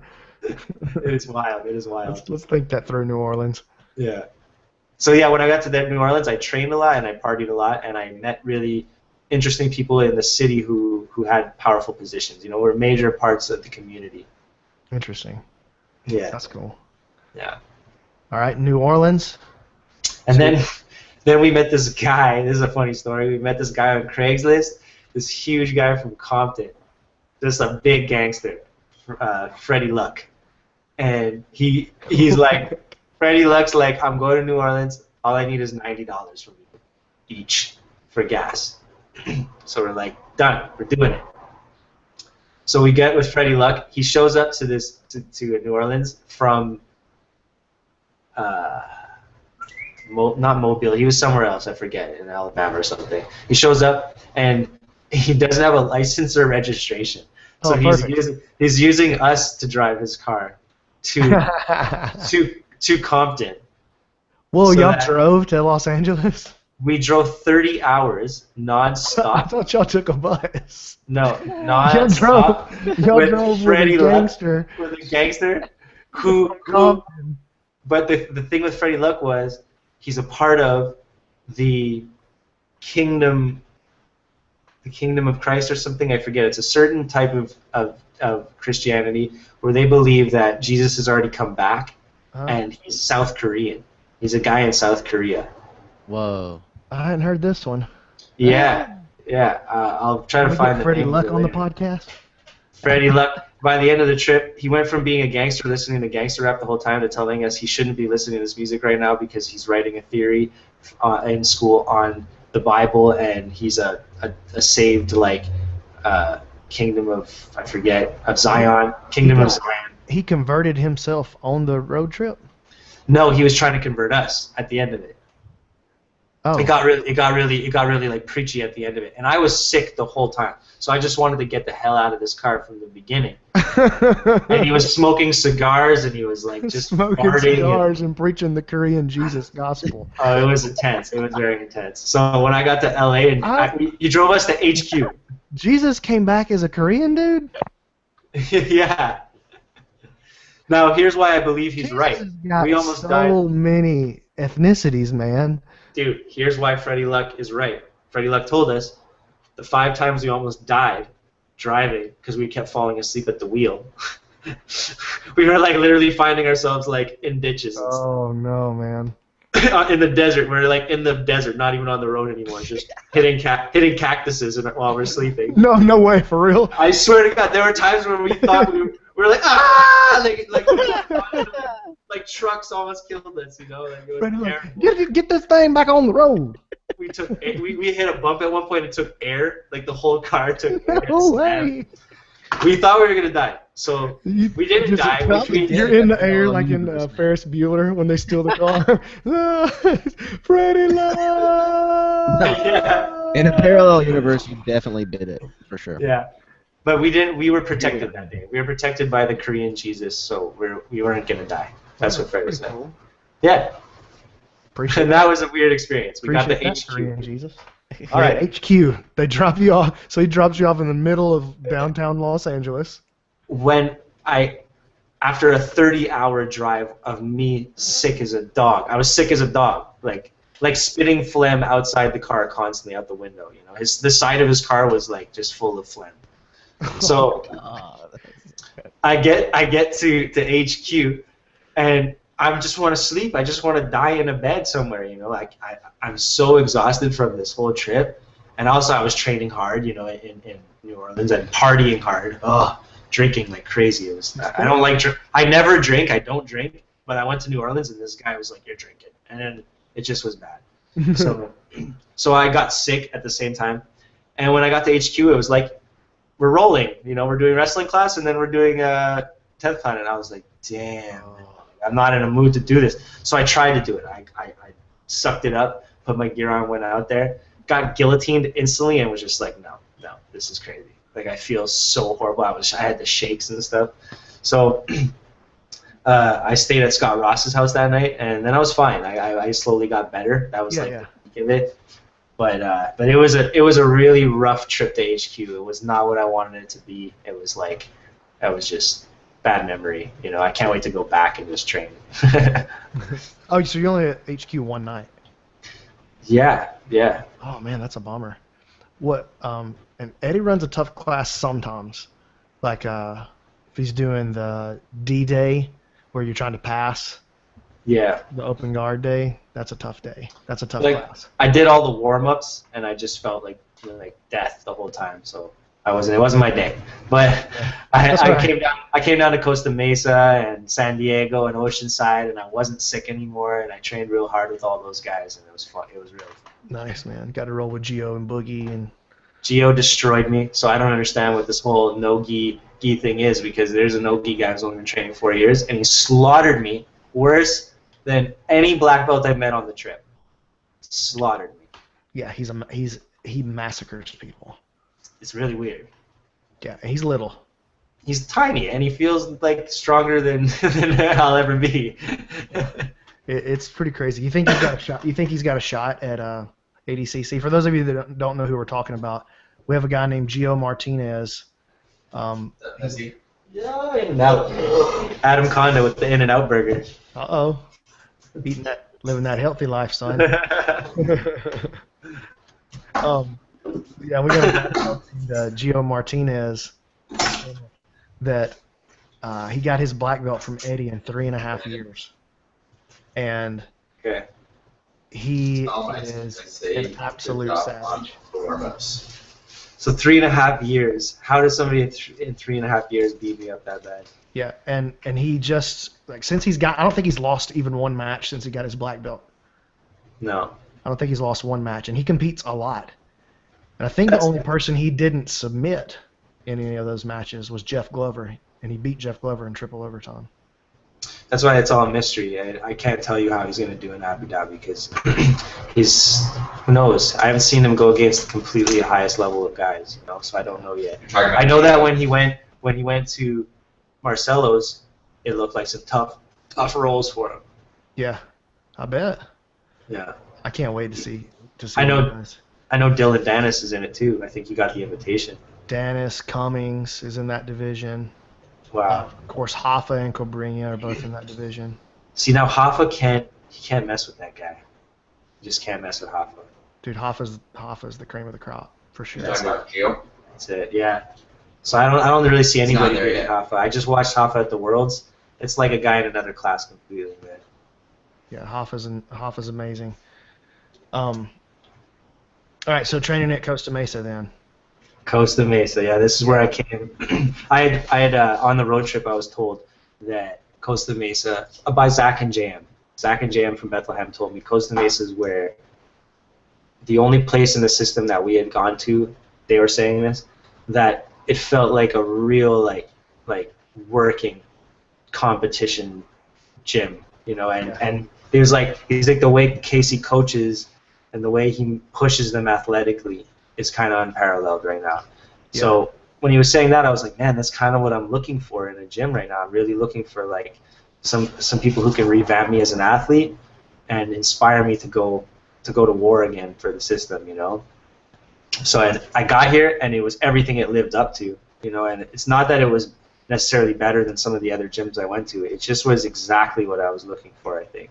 And it's also in Southern California where all those guys I can just keep fighting are, Yeah.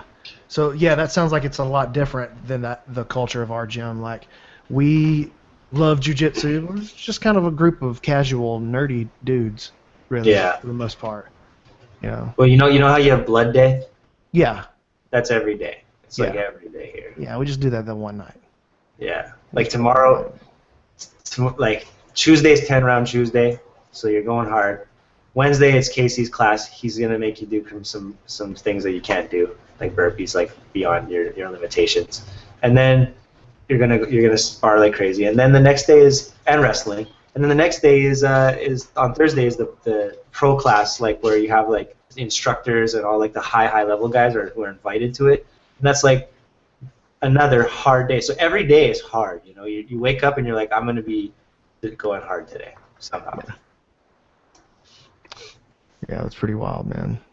Yeah. But I mean, the results are showing. Like for me, I don't want to run that's not the kind of gym that I want to run. Like that's just that's not my dream. You know what I mean? Like I want to have a gym where a dude who's 40 years old and struggling with his marriage and needs to lose 30 pounds can go and feel like he belongs and that he can acquire a new skill set.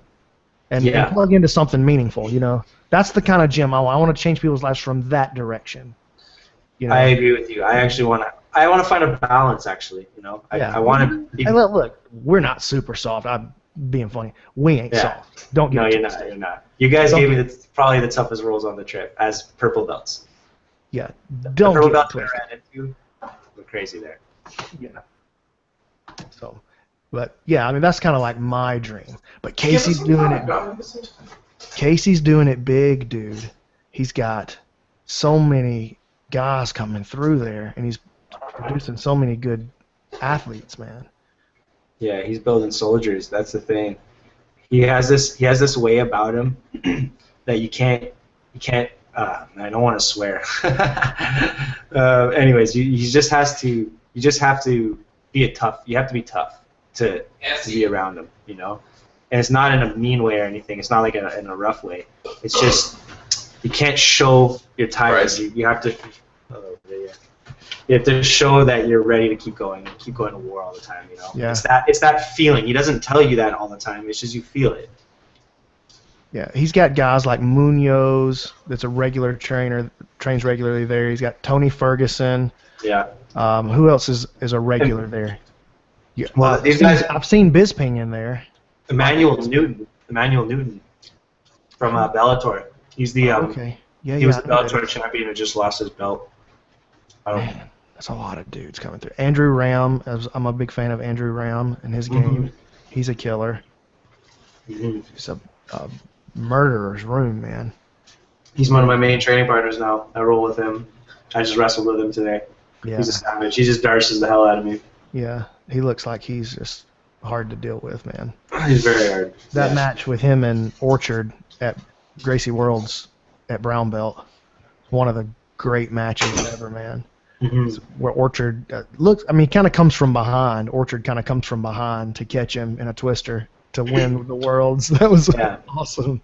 Yeah. Awesome match, and that's where that match pretty much got Nathan his black belt. Not that one match, but that was kind of the apex of it, you know. Andrew Ram needs his black belt. You need your black belt too. Yeah, one of these days. So, let's see. Is there anything? Okay, so here's one thing, and we'll wrap up here in just a second. But one thing I wanted to make sure I asked you about. I want to hear about maybe some of the common characteristics that you picked up on in strong gyms, and some of the common characteristics you picked up on in weak gyms. And you don't have to drop any names about who's weak, but I'm sure you stopped in some gyms along the way that you were like, okay, well, this is a gym. So I'd like to hear some of the common characteristics of those things. Like, what are the things that you've been to more gyms than most jiu-jitsu practitioners, spend extended time. Yeah. What are the things about those gyms that are great, that make them great, that are all the same? The weak ones and the strong ones? Yeah, sure. Whichever one first. Okay, well, I'll tell you this.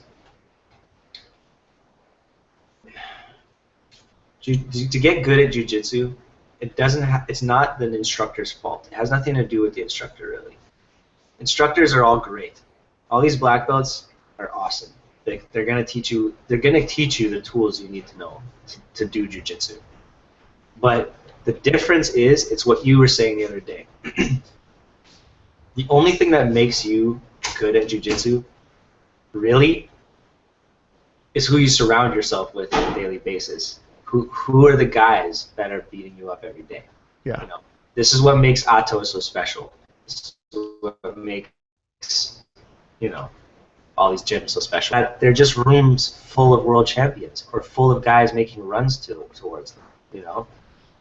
A lot of gyms don't have that. They're not in the right place for location, and they're not. They didn't have any early on big wins to attract that attention or something. Right. So they're forever boxed in to being casual gyms, with just some bunch of nerds sitting around and enjoying jiu-jitsu. And those are usually the ones that you feel more welcome to. You learn just as much. They're black belts. Everywhere I went that has a smaller gym with a black belt in it, no difference in my mind between the hours I spend with them and the hours I spend with other guys. I left there learning things and understanding things in a completely different way. You know what I mean? Yeah. So I say the common characteristic is that the people who own these gyms and who are teaching are more quality than we give them credit for. We call a lot of places McDojos and stuff, but it's not their fault. It's just that they don't have killers in the room all the time. Yeah. It's really what sets it apart. So, what would you? Do you think it's possible? Like, this is a discussion that's going on in the 10th Planet Forum right now. Do you think it's possible for, say, a world champion to rise from a gym that's not really known for producing killers? Like, say somewhere like in Missouri, just in St. Louis, Missouri. I think to do it at the brown belt level, you have to be a freak. Like, you had to just, you're just a certain guy that doesn't matter where you came from. You had like some judo background and you're just killing everybody. Or you have to do it the traditional way, which when you get to that brown black belt world championship level, it's time to move gyms probably, because you need the mat's full of killers to beat you up every day to prepare you. You know, because I agree with that at the high level. Like if that's your goal, if you want to be a black belt world champion, you need other people who want to be that really want to be black belt world champions, not who say they want to be, like who show you every day they want to be. Yeah. Like, everybody says they want to be. With people who actually want it. You need those guys lined up across from you every round. I went to see Ryan Hall, and he said in the video, most people think they work hard, but they really don't. They have no idea. They have no idea. What he meant by that was like, these world champions are doing to themselves what MMA fighters are doing to themselves. Yes. But for jiu-jitsu. So they're spending just as much hours on the mat, just as much dedication to it and hard work, just not in several different disciplines, but only in theirs. And that's what's setting them apart from a lot of people is Ryan just doesn't leave the mats. He'll just stay stinky for 6 hours, you know, just smelling the place up. Like, it's weird, you know, they just don't leave, and because of that, they get to go to places where there's rooms full of guys just like that. Yes. And that's what makes them better. And that's what makes those gyms different than the weaker gyms. Yeah. So that's interesting. So you think the thing that makes a weak gym and the thing that makes a strong gym is the same thing? It's just, are there bangers for every round? Yeah. So I'm saying your small tone coach could be the same guy who could take you all the way. You know, because again, like it's like what I said, or what we were talking about before. It's not about everyone has to join Donahar all of a sudden because he's successful. Right. It's that Riley Bodycomb for me makes me want to learn more all the time or get better, you know, or do it the way he's showing me. And that's just how it is. When Casey or Brandon are my coaches, my morale, the guys who are there, like, you know, yelling at me or you know, sitting next to it, observing, that's going to push me in a way that other coaches can't, world champion coaches can't. I'm not gassed out by the celebrity of an Andre Galvao or a Rafa Mendes. What I need is a certain type of human being to guide me safely through my jiu-jitsu journey. So your coach, any coach can do that. What they can't do, unless they financially have the means to, is put you in rooms full of world champions all the time. Yeah, I agree with that.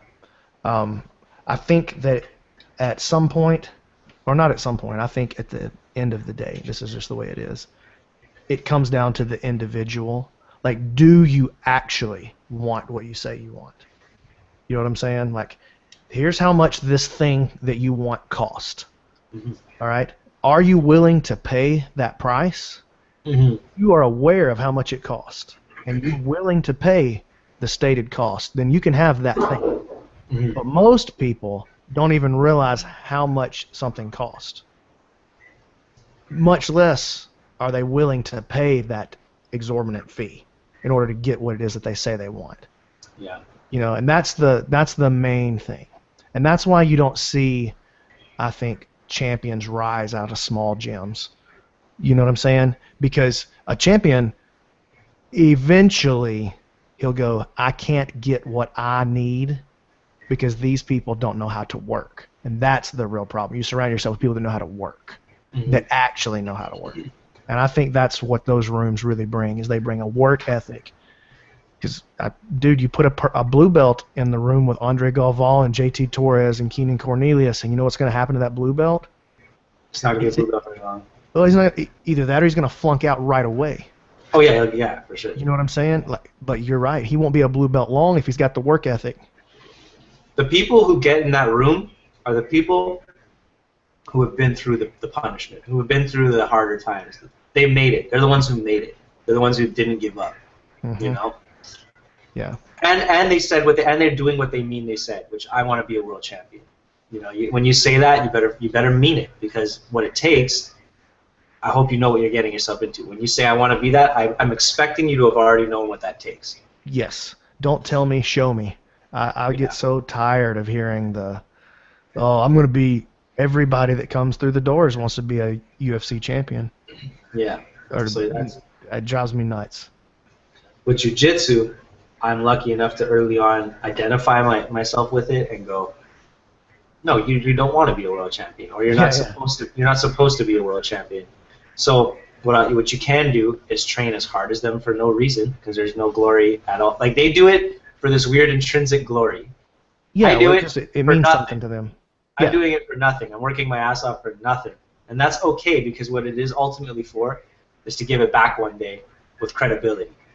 My credibility won't come from world champion titles, but it'll come from living a journey of jiu-jitsu in life that makes me a positive role model for my students. That's why I want to do jiu-jitsu, right?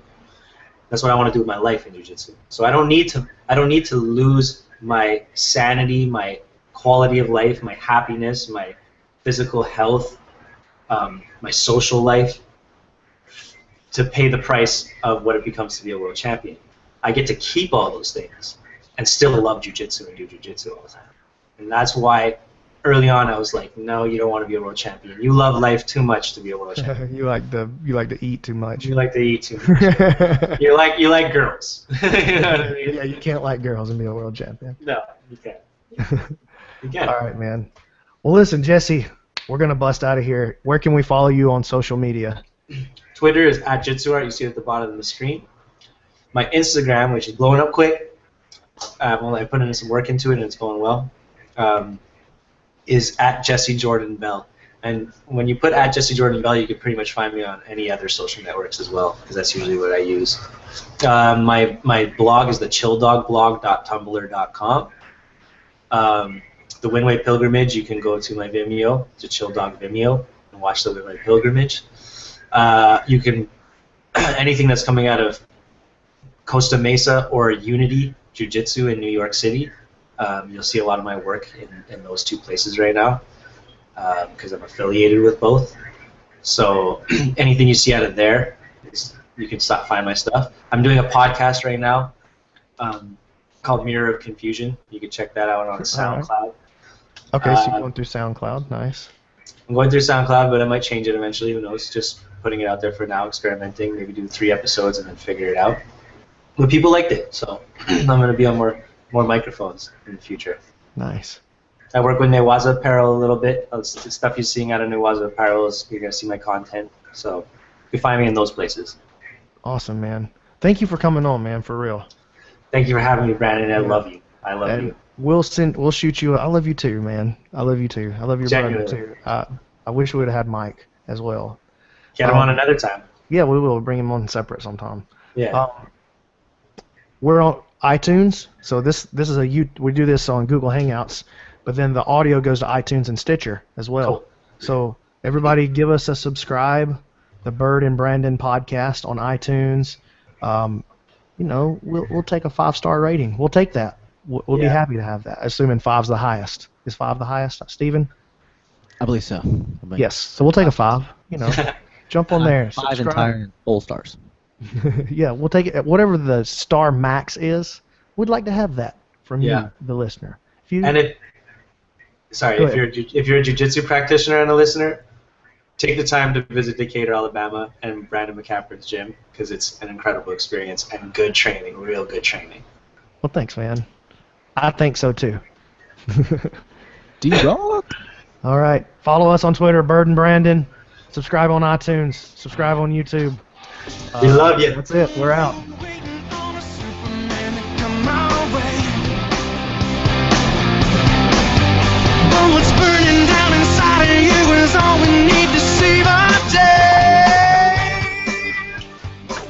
'Cause it's a free fall, and it's a joyride.